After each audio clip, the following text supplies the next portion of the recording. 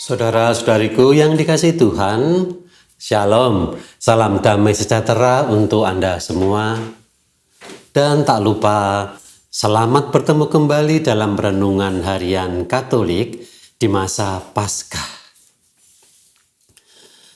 Dalam tahun liturgi tahun ini, Paus kita Papa Leo ke-14 mengajak kita untuk mendalami spiritualitas orang kudus Santo Fransiskus dari Assisi yang terkenal dengan doanya, doa pembawa damai.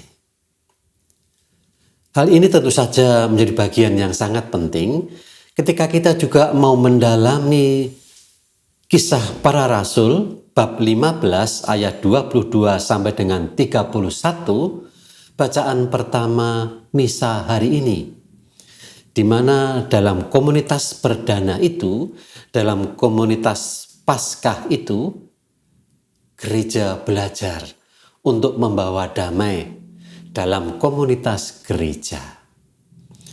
Apakah Anda juga membawa damai dalam komunitas keluarga, dalam komunitas pelayanan-pelayanan? Kalau itu belum sempurna, mari kita belajar dari Kisah Para Rasul bab 15 ayat 22 sampai dengan 31. Spiritualitas pembawa damai dalam komunitas. Maka saya mengajak Anda untuk merenungkan tema hari ini, yaitu membawa damai bagi komunitas. Inspirasi dari Kisah Para Rasul bab 15 ayat 22 sampai dengan 31.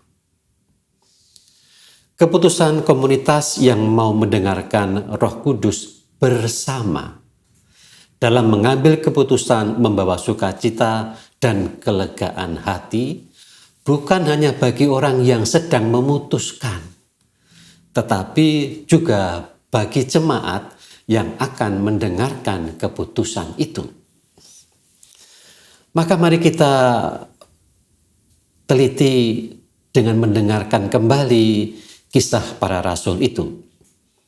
Setelah para rasul dan penatua-penatuan seluruh jemaat itu mengambil keputusan bahwa orang Kristen non-Yahudi tidak perlu disunat, maka rasul-rasul untuk memilih dari antara mereka beberapa orang yang akan diutus ke Antiokhia bersama-sama dengan Paulus dan Barnabas, yaitu Yudas yang disebut Barsabas dan Silas.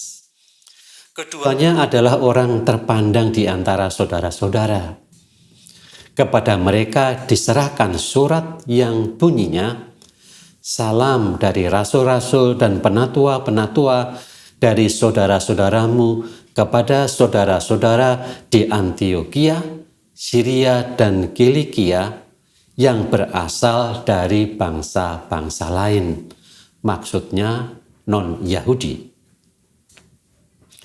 Kami telah mendengar bahwa ada beberapa orang di antara kami yang tiada mendapat pesan dari kami, telah menggelisahkan dan menggoyangkan hatimu dengan ajaran mereka.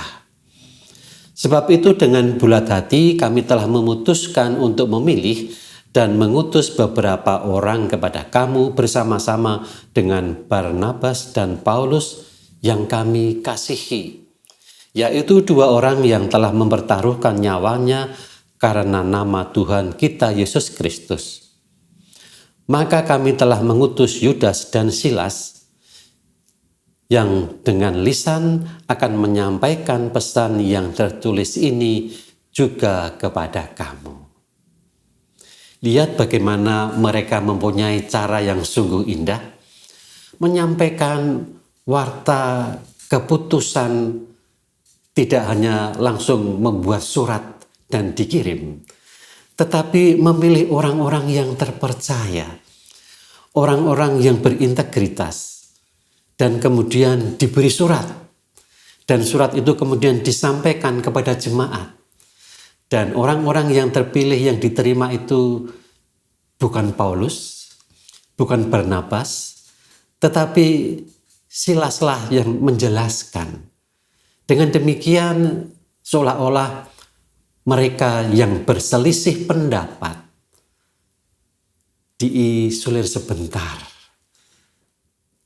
untuk tidak melakukan suatu tindakan yang bisa membuat keputusan yang dibuat itu ditafsirkan secara lain.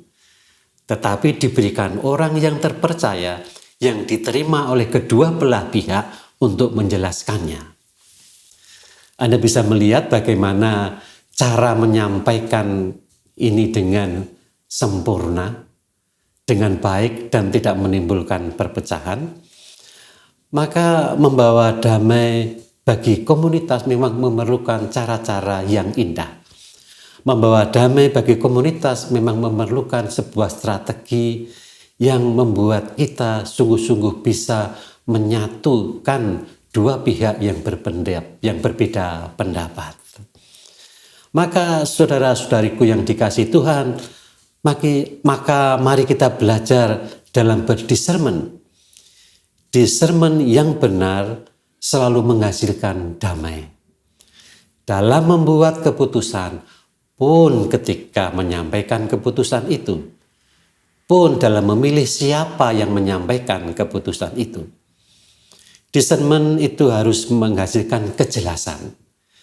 Discernment harus mendatangkan kelegaan bagi semua pihak. Maka saya mengajak Anda untuk merefleksikan hal ini. Apakah aku membawa damai bagi orang lain, keluarga dan komunitas? Maka mari kita menguatkan ini dengan doa-doa kita. Marilah berdoa. Dalam nama Bapa, Putra, dan Roh Kudus. Amin. Tuhan, Engkau adalah sumber damai. Ketika kami mendalami spiritualitas damai Santo Fransiskus Assisi, kami menemukan juga spiritualitas damai itu dalam komunitas perdana Gereja Awali, komunitas Paskah yang pertama. Seringkali aku membawa kegelisahan lewat kata-kata ataupun sikapku yang berbeda dengan komunitas gereja perdana. Tuhan, dengan rendah hati hari ini aku ingin menjadi pembawa damai-Mu, bukan damaiku sendiri. Karena aku tahu damai yang berasal dari diriku sendiri sangat rapuh.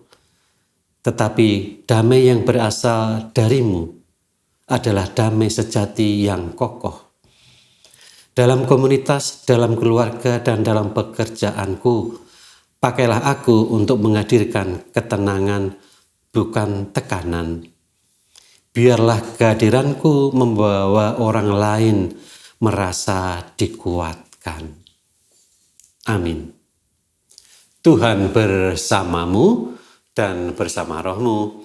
Dan semoga Allah yang Maha Kuasa memberkati kita sekalian dalam nama Bapa, Putra, dan Roh Kudus.